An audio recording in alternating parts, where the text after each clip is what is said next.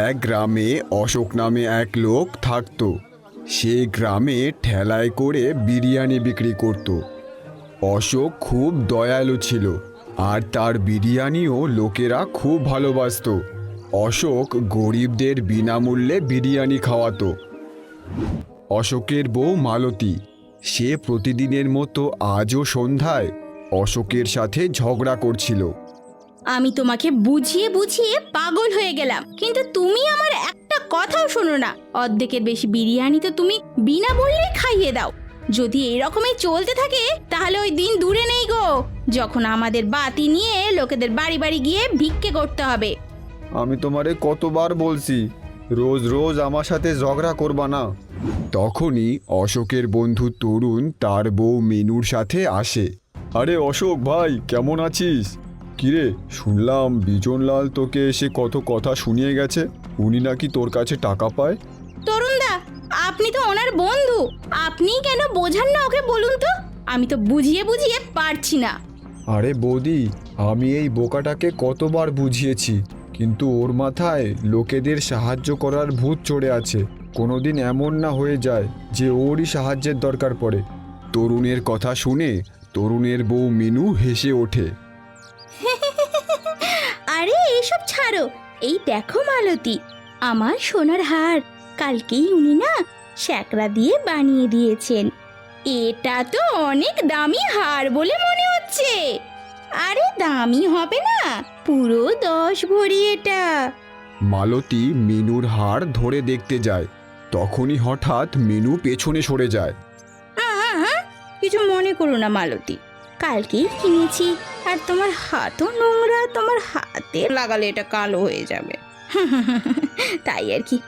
আচ্ছা, আমি তোমার এই হাড়ি দেখাতে এসেছিলাম, এখন আমি চলি গো। হ্যাঁ। তারপর মিনু আর তরুণ সেখান থেকে চলে যায়, আর এইদিকে মালতী রেগে অন্য ঘরে চলে যায়। পরদিন অশোক তার বিরিয়ানির ঠেলা নিয়ে বাজারে চলে যায়। অশোকের ঠেলার পাশে প্রধানের শালা লালুও ঠেলা লাগাতো। লালু অশোককে দেখে রেগে বলে, কিরে, আজও তোর বিরিয়ানি বিনামূল্যে বিলাবি? লালুদা, আমি শুধু গরিবদের থেকেই টাকা নিই না। আরে বাকলোল, এখানে কোনো গাড়িওয়ালা বিরিয়ানি খেতে আসে? সব গরিবরাই খেতে আসে এখানে বিরিয়ানি। তোর ওই বিনামূল্যে খাওয়ানোর জন্য আমার ব্যবসা লাটে উঠে গেছে। এইটা কেমন কথা হইল লালুদা? কোনো গরিবরে খাওয়ানো তো পুণ্যের কাজ। মনে হচ্ছে তুই এইভাবে মানবি না। তোর ব্যাপারে প্রধানের কাছে নালিশ করতে হবে। এই বলে লালু তার ঠেলা নিয়ে প্রধানের বাড়ি চলে যায়। লালুর রাগী মুখ দেখে প্রধান জিজ্ঞেস করে, কি হলো গো শালাবাবু, এত রেগে আছো কেন? প্রধান মশাই, অশোক আমার ঠেলার পাশে ঠেলা লাগিয়ে লোকেদের বিনামূল্যে বিরিয়ানি খাইয়ে দেয়। এখন আপনিই বলুন, যখন লোকেরা বিনামূল্যে খাবার পাবে তখন আমার কাছ থেকে কেন খাবে? আমার অনেক লোকসান হচ্ছে। লালুর কথা শুনে প্রধান একটু ভাবে, তারপর বলে, তুমি চিন্তা করো না, এর উপায় আছে আমার কাছে। ওই অশোকের গরিবদের খাওয়ানোর অনেক ইচ্ছা না? আজকের পর ওর কাছে এত গরিব আসবে, ওই অশোক তাদের খাওয়াতে খাওয়াতে ফকির হয়ে যাবে। আমি আপনার কথার মানে বুঝলাম না। যদি তুমি বুঝতে তাহলে আমার কাছে আসতে। তুমি নিশ্চিন্তে বাড়ি যাও, বাকিটা আমি দেখছি। লালু ওখান থেকে চলে যায়। পরদিন প্রধান তার লোকেদের একসাথে ডেকে বলে, শোন, তোদের এখানে আমি খুব জরুরি কাজে ডেকেছি। আজ থেকে তোরা সব ভিখারি সেজে অশোকের দোকানে যাবি, আর সব বিরিয়ানি খেয়ে আসবি। দেখি ওই অশোক কতদিন বিনামূল্যে খাওয়ায়। ওই দিন প্রধানের সব লোক গরিব সেজে অশোকের ঠেলায় আসে, আর ওই দিন ওরা সবাই অন্য কোনো গ্রাহকদের আসার সুযোগ দেয় না। সব বিরিয়ানি ওরাই খেয়ে ফেলে। ওই দিনের পর থেকে ওরা রোজ ছদ্মবেশ নিয়ে অশোকের বিরিয়ানি বিনামূল্যে খায়। কিছুদিনের মধ্যে অশোক অনেক দেনায় পড়ে যায়।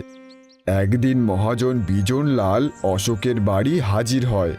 অশোক, ওই অশোক, বাইরে আয়।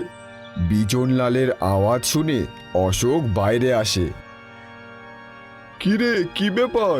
এই মাসের 20 তারিখ হয়ে গেল, টাকা কবে পাবো? 5 তারিখ থেকে বলে যাচ্ছিস আজ দেবো কাল দেবো।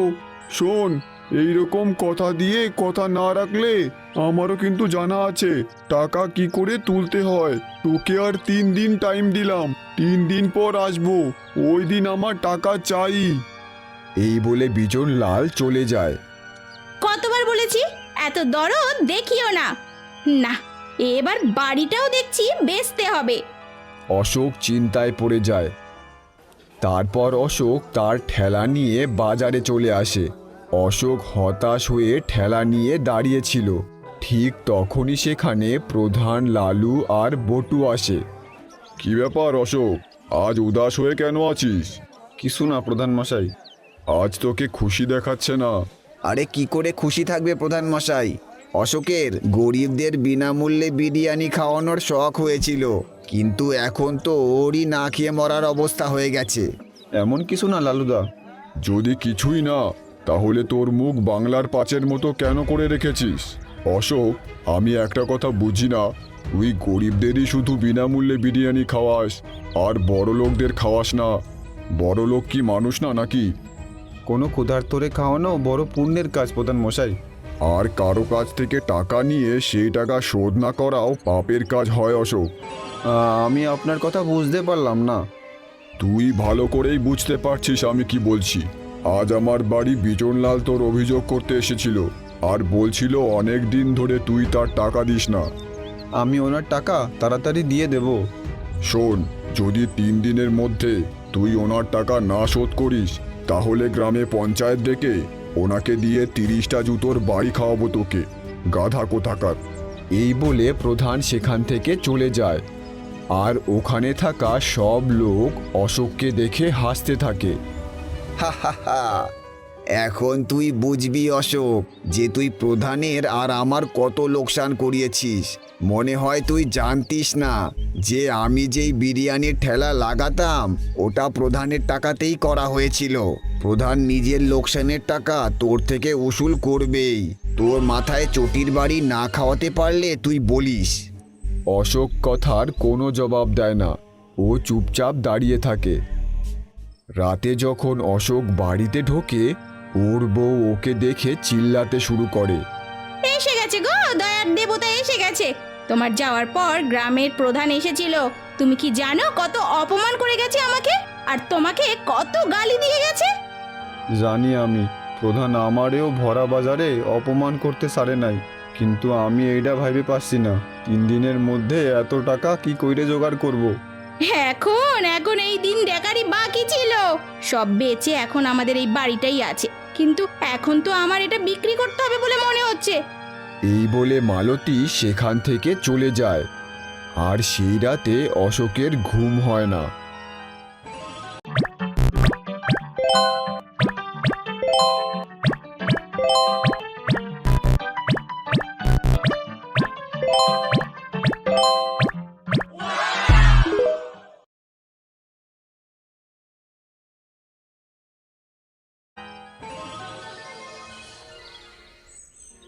পরদিন অশোক আবার ঠেলা নিয়ে গ্রামের দিকে চলে যায়। অশোক আজ খুব উদাস ছিল। সে তার ঠেলা একটা গাছের নিচে দাঁড় করিয়ে খুব কান্না করে। হে ভগবান, আমি শুনেছিলাম তুমি দয়ালু লোকেদের সাহায্য করো। আমি তো গরিব লোকেদের বিনামূল্যে বিরিয়ানি খাইয়ে পুণ্যের কাজ করছিলাম, কিন্তু এর বদলে আমি কি পাইলাম? গ্রামের প্রধান আমারে ভরা বাজারে অপমান কইরে গেল। আর যদি 3 দিনের মধ্যে বিজনলালের টাকা না দিই, তাইলে পঞ্চায়েতের মাঝে প্রধান আমারে চটির মার খাওয়াবে। আমার কি সম্মান থাকবে? এখন থেকে আমি কোনো গরিবরে বিনামূল্যে খাওয়াবো না। আমারে ক্ষমা কইরো ভগবান, আমার কাছে এই ছাড়া আর কোনো উপায় নাই। কিছুক্ষণ পর অশোক গ্রামের বাজারে ঠেলা নিয়ে দাঁড়ায়, কিন্তু আজ সে কাউকে বিনামূল্যে খাওয়ায় না। কিছুক্ষণ পর এক বুড়ো আর বুড়ি তার ঠেলায় আসে। বাবা, আমরা শুনেছি তুমি গরিবদের বিনামূল্যে খাওয়াও। আমরা দুজন 3 দিন ধরে কিছু খাইনি, খিদেতে আমাদের খুব খারাপ অবস্থা। তুমি কি আমাদের কিছু খেতে দিতে পারো? মাফ করো বাবা, আজ আমি কাউরে বিনামূল্যে খাওয়াচ্ছি না। ঠিক আছে বাবা, যেমন তোমার ইচ্ছা, কিন্তু আমি তো যেভাবে হোক খেদেতে চালিয়ে দিই। আমার বউ কিছুদিন ধরে অসুস্থ, তুমি ওকেই কিছু খাইয়ে দাও। আমার কথা বোঝার চেষ্টা করো, আমি কাউরে ক্ষুধার্ত দেখতে পারি না, কিন্তু আজ আমি নিরুপায়। যদি আজও আমি বিনামূল্যে খাবার খাওয়াই, তাইলে আমারে অনেক বদনামি আর অপমান সইতে হবে। আমার কাছে তো টাকা নেই বাবা, কিন্তু হ্যাঁ, আমার কাছে কিছু পাথর আছে। তুমি ওই পাথরের বদলে আমাকে আর আমার বউকে কিছু খাওয়াতে পারবে? বাবা, আমি ওই পাথর নিয়ে কি করব? আমার টাকা দরকার। গরিবের দেওয়া কিছু বেকার হয় না বাবা, ওটা একদিন না একদিন কাজে আসেই। উপহার হিসেবে রাখো। অশোকের ওই বুড়োর ওপর অনেক দয়া হয়। ঠিক আছে বাবা, ওই পাথর আমারে দেন, আমি ওইটা আপনার আশীর্বাদ হিসাবেই রাখি। আপনারা যতটা ইচ্ছা চান ততটাই খান। ওই বুড়োটা একটা পুটুলি অশোককে দেয়। অশোক দেখে তাতে কিছু পাথর রাখা। তারপর অশোক ওই বুড়ো বুড়ির জন্য প্লেটে করে বিরিয়ানি বেড়ে দেয়। তখনই পাশে ঠেলা নিয়ে দাঁড়ানো লালু অশোককে বলে, আরে ওই পাথর দিয়ে কি করে বিজন লালের টাকা শোধ করবি? আরে বাকলোল, ওই দিন এত অপমান হওয়ার পরও তুই বুঝলি না? লালু, আমার যারে ইচ্ছা আমি তারে খাওয়াবো। যা গিয়ে বলে দে প্রধান রে, প্রধানের চাকর কুতাকার। 3 দিন পর যখন বিজন লালকে দিয়ে প্রধান মার খাওয়াবে না, ওই দিন আমি তোর সাথে কথা বলবো। হ্যাঁ, আমার ভগবানের উপর পুরো ভরসা আছে, ওই দিন কখনো আসবে না। এই বলে অশোক চুপ হয়ে যায়। কিন্তু ওইদিকে দেখতে দেখতেই অশোকের সব বিরিয়ানি শেষ হয়ে গেছে। অশোক অবাক হয়ে যায়। সে দেখে হাঁড়িতে একটুও বিরিয়ানি নেই। তারপর অশোক চুপচাপ বাড়ি চলে যায়। কি হলো, আজ দুপুরে কি করে চলে এলে? হ্যাঁ, আজও বিরিয়ানি কোথাও বিলিয়ে দিয়ে আসলে না তো? হ্যাঁ, এখন আমার সাথে কথা বইলো না। তাহলে আর কার সাথে কথা বলবো? আমার মাথা দেয়ালে মারবো নাকি? হ্যাঁ, আমার তো ভেবে ভেবে অবস্থা খারাপ হয়ে যাচ্ছে যে 2 দিন পর কি হবে। আগে তো সন্ধ্যার আগে বাড়ি আসতে না, আজ কি হলো বলো তো? অশোক তার বউকে সব ঘটনা বলে দেয়। হে ভগবান, এই লোকটাকে নিয়ে আমি যে কি করি! এ তো বোকামির সীমা পার করে গেছে। ওই দুজনকে সব বিরিয়ানি খাওয়ানোর কি কোনো দরকার ছিল? হ্যাঁ, আমি ভাবতে পারি নাই যে সব বিরিয়ানি শেষ করে দেবে। আমি ভাবছিলাম 1 থেকে 2 প্লেট বিরিয়ানি খাবে, কিন্তু ওনারা দেখতে দেখতেই পুরো হাঁড়ি শেষ করে দিছে। এইখানে দাঁড়িয়ে লোকেরা তোমায় অপমান এমনি এমনি করছে না গো। কেউ পাথরের বদলে বিরিয়ানি খাওয়ায় নাকি? হ্যাঁ, আমাকে দেখাও তো দেখি ওই দুজন কেমন পাথর দিল, যার বদলে তুমি আজ সব বিরিয়ানি শেষ করে আসলে। আমি ওই পাথরের বদলে বিরিয়ানি খাওয়াই নাই। ওই 2 জনের মুখ দেখে বোঝা যাচ্ছিল যে ওরা অনেক দিন ধরে ক্ষুধার্ত রয়েছে। দাও আমায়, আমিও দেখি ওই গরিবের উপহারে এমন কি আছে। অশোক উদাস হয়ে পুটলিটা তার বউকে দেয়। মালতী সেই পুটলিতে সাধারণ পাথর দেখে রেগে বলে, হায় রাম, এখন এই পাথরের কি করি? মনে হয় তোমার ভাগ্যে বিজনলালের হাতের চটির বাড়ি খাওয়াই লেখা আছে, বুঝেছো তো? এখন যা হবে দেখা যাবে। যদি ভগবান আমার ভাগ্যে সবার সামনে অপমান লেখে, তাইলে ওইটা কেউ বদলাইতে পারবে না। তারপর অশোক ওখান থেকে চলে যায়। Girl eating ice cream made of lava. Girl cutting hair made of lava. Whoa. Girl crushing gold bar.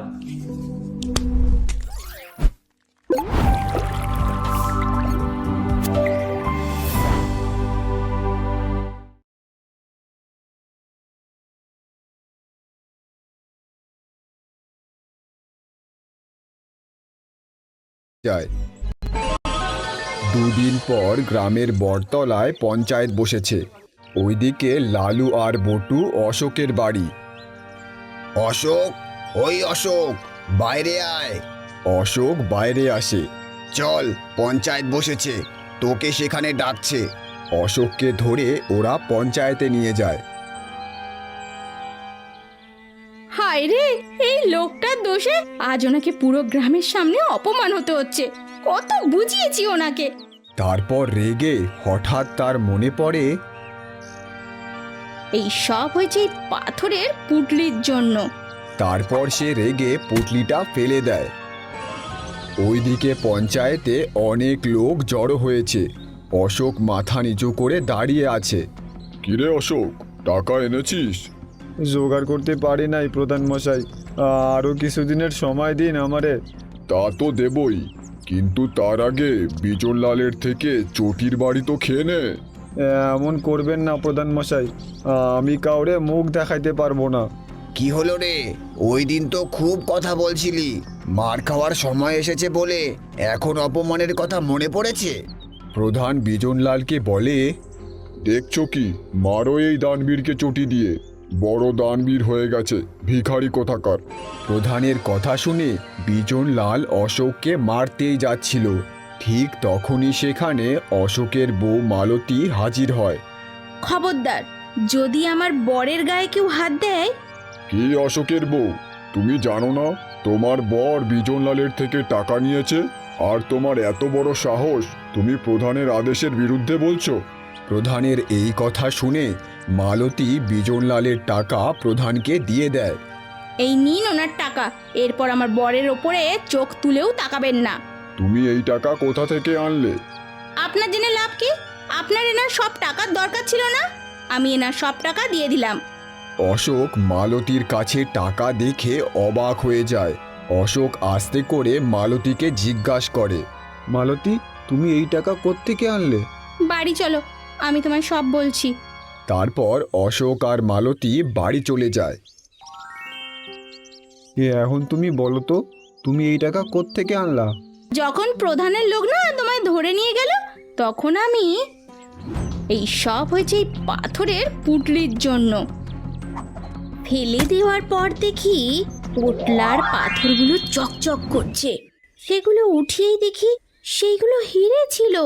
তারপর আমি একটা হিরে শ্যাকরার কাছে বন্ধক রেখে টাকা নিয়ে আসি। মালতীর কথা শুনে অশোক অবাক হয়ে বলে, কিন্তু ও তো পাথর ছিল। আমিও অবাক হয়ে গেছিলাম, কিন্তু অনেক ভাবার পর মনে হলো ওই দুই বুড়ো বুড়ি সাধারণ কেউ ছিল না গো, ওরা তোমাকে সাহায্য করতেই এসেছিল। মালতী এই বলেছে, ঠিক তখনই অশোক বাইরে কারো আওয়াজ পায়। মালতী ওই হিরেগুলো দেখছিল। এইদিকে অশোক বাইরে আসে। সে বাইরে এসে দেখে সেই মায়াবী বুড়ো বুড়ি দাঁড়িয়ে আছে। তারা অশোকের দিকে তাকিয়ে হাসছিল। বাবা, আপনারা দুজন কে? আমরা ভগবানের দূত অশোক। দুদিন আগে তুমি যেই বট গাছের নিচে দাঁড়িয়ে ভগবানের সাথে কথা বলছিলে, আমরা তোমার কথা শুনেছিলাম। আমাদের মনে হলো যে তোমার সাহায্য করা উচিত। আমি আপনাদের কিভাবে ধন্যবাদ জানাইতে পারি? যদি তোমায় আমাদের ধন্যবাদ জানাতেই হয়, তাহলে একটা কথা মনে রেখো, ওই হিরেগুলো বিক্রি করে অনেক ধন সম্পদ পেয়ে তুমি বড়লোক হয়ে যাবে। কিন্তু কখনো গরিবদের খাবার খাওয়ানো ভুলো না, যত বড়ই বাধা আসুক না কেন আর যত বড়ই সমস্যা আসুক না কেন। মনে রেখো, ভগবান ওই ব্যক্তিকে সব থেকে বেশি পছন্দ করে যার মনে অন্যদের জন্য ভালোবাসা থাকে। এই বলে ওই দুইজন বুড়ো বুড়ি ওখান থেকে অদৃশ্য হয়ে যায়। ওই দিনের পর অশোক দেখতে দেখতেই অনেক বড়লোক হয়ে যায়। কিন্তু সে আজও বিরিয়ানির দোকান দেয়, আর আজও সে গরিবদের বিনামূল্যেই বিরিয়ানি খাওয়ায়।